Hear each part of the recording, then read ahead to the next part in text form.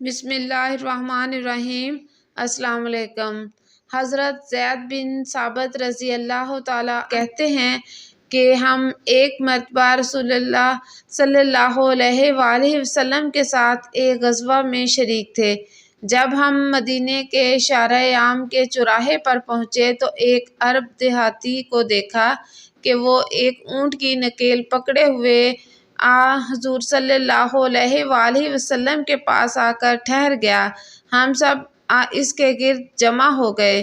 اس نے آپ صلی اللہ علیہ وآلہ وسلم کو سلام کیا۔ آپ صلی اللہ علیہ وآلہ وسلم نے اس کے سلام کا جواب دیا۔ پھر فرمایا تم کیسے ہو؟ صبح کیسی گزری؟ اتنے میں ایک آدمی آیا، دیکھنے میں چوکیدار معلوم ہوتا تھا۔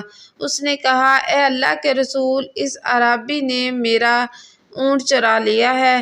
یہ سن کر اونٹ فوراً بلبلانے لگا، تھوڑی دیر کے بعد دھیما ہونے لگا۔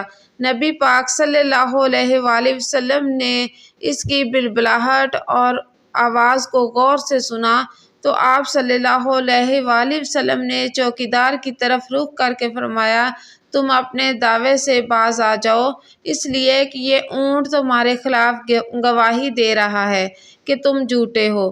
چنانچہ چوکیدار اپنے دعوے سے باز آ گیا۔ پھر حضور صلی اللہ علیہ وآلہ وسلم اعرابی کی طرف متوجہ ہوئے اور فرمایا کہ تم نے میرے پاس آتے ہی کیا کہا تھا؟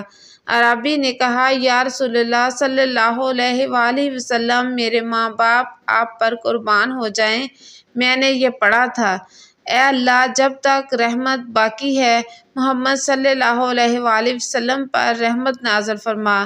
خدایا جب تک برکت رہے محمد صلی اللہ علیہ وآلہ وسلم پر برکت نازل فرما۔ اے اللہ جب تک درود و سلام باقی رہے محمد صلی اللہ علیہ وآلہ وسلم پر درود و سلام نازل فرما۔ خدایا محمد صلی اللہ علیہ وآلہ وسلم پر مہربانی فرما جب تک کہ رحمت مہربانی باقی رہے۔ یہ سن کر آپ نے فرمایا اللہ تعالیٰ نے اس معاملے کو میرے لیے منکشف کر دیا ہے، اور اونٹ اللہ کی قدرت سے بول رہا تھا اور فرشتوں نے آسمانوں کو گھیر لیا تھا۔